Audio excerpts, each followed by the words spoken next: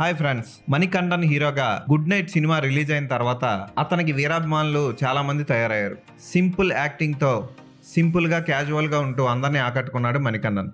ఇప్పుడు అదే మణికంఠన్ ఒక క్లిష్టమైన సబ్జెక్ట్ ని తీసుకొని ట్రూ లవర్ గా మన ముందుకు వచ్చాడు. ఈ సినిమా కథ ఏంటో ఇప్పుడు చూద్దాం. హీరో గిరి గీసుకొని కూర్చుని అమ్మాయి అంటే ఎలా ఉండాలి, మగాడంటే ఎలా ఉండాలి అనుకుంటూ ఒక సామాన్య జీవితాన్ని గడుపుతూ ఉంటాడు. అతని జీవితంలోకి అలలా ఎగసిపడుతూ అలల మీద తేలి ఆడాలి అనుకునే ఒక సాఫ్ట్వేర్ జాబ్ చేసే అమ్మాయి ప్రవేశిస్తుంది. ఆమె అమ్మాయిలతోనూ అబ్బాయిలతోనూ కలిసి ఓ ఫ్లాట్ లో ఉంటూ ఉంటుంది. అనుకోకుండా ఆమెతో హీరోకి పరిచయమై ఇద్దరి ప్రేమ హాయిగా సాగుతున్న తరుణంలో ఓ ఫంక్షన్ లో గొడవ అవుతుంది. కెఫే నడపాలనుకుని దానికోసం ప్రయత్నాలు చేస్తున్న హీరోకి హీరోయిన్ ఒక తలనొప్పిగా మారుతుంది.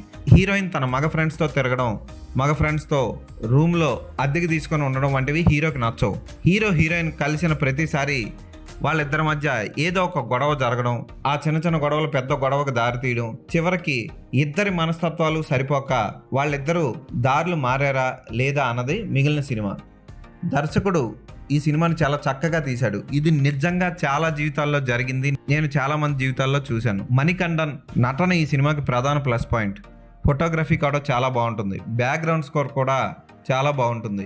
హీరోయిన్ కూడా అద్భుతంగా చేసిందని చెప్పొచ్చు. ఆమె పాత్రకి చాలా బాగా న్యాయం చేసింది. సాఫ్ట్వేర్ గర్ల్స్ ప్రేమలో పడితే ఎలా బతకాలి అన్నదాన్ని కూడా దర్శకుడు చక్కగా చూపిస్తాడు ఈ సినిమాలో. అలాగే ప్రేమ కోసం వెంపర్లాడుతూ టైం వేస్ట్ చేసుకొని కెరీర్ని పాడు చేసుకోవడం కంటే కెరీర్ మీద ధ్యాస పెడితే అద్భుతంగా జీవితంలో పైకొస్తామని హీరో పాత్ర ద్వారా చెప్పిస్తాడు. అలాగే మనకి తగిన అమ్మాయిని మనం చూసుకొని హ్యాపీగా పెళ్లి చేసుకుంటే హాయిగా సరిపోతుంది, అమ్మ నాన్న కూడా చాలా ఆనందంగా ఉంటారు అని ఇండైరెక్ట్ గా చెప్తాడు దర్శకుడు. ఈ సినిమా ప్రతి సాఫ్ట్వేర్ అమ్మాయి చూడాలి.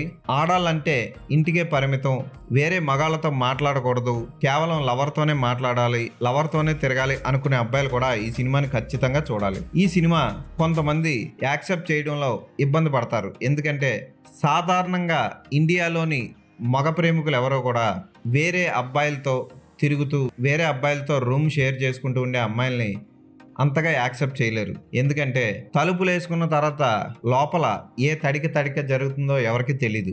సో ఈ సినిమాని అందరూ జీర్ణించుకోలేరు. హార్డ్ హిట్టింగ్ గా ఉంటుంది ఈ సినిమా. క్లైమాక్స్ కూడా దర్శకుడు చక్కగా ముగించాడు. క్లైమాక్స్ లో హీరోయిన్ కి ఇష్టమైన కేక్ ఇవ్వడం వంటివి ఆకట్టుకుంటాయి. పెళ్లి కాకుండానే అన్నింటికి ఒప్పేసుకునే హీరోయిన్ ని చూసి హీరో స్వార్థపరుడుగా మారిపోతాడు ఈ సినిమాలో. అలాగే ఆమె వేరే మగాళ్ళతో తిరగడం కూడా చూసి తట్టుకోలేకపోతాడు హీరో. ఇలాంటి మగాళ్ళు చాలా మంది ఉన్నారు హైదరాబాద్ లోనే కాదు, చాలా మంది ఉన్నారు ఇండియాలో. అందరితోనూ సరదాగా గడుపుతూ మగాళ్ళలో మంచి ఫ్రెండ్ను కూడా చూసే సాఫ్ట్వేర్ అమ్మాయిలు కూడా ఉన్నారు ఇండియాలో. వీళ్ళిద్దరి మధ్య క్లాష్ ని దర్శకుడు అద్భుతంగా తెర మీద చూపించాడు. బాంబు పేలినట్టు ఉంటుంది ఈ సినిమా. చూసి తట్టుకోవడం కష్టం. బాధపడే ప్రేమికులైతే ఈ సినిమాని చూడొద్దు. బాధని తట్టుకొని భరించగలిగే వాళ్ళు మాత్రం ఈ సినిమాని చూడండి. ఈ సినిమాకి నేను ఇచ్చే రేటింగ్ 4/5.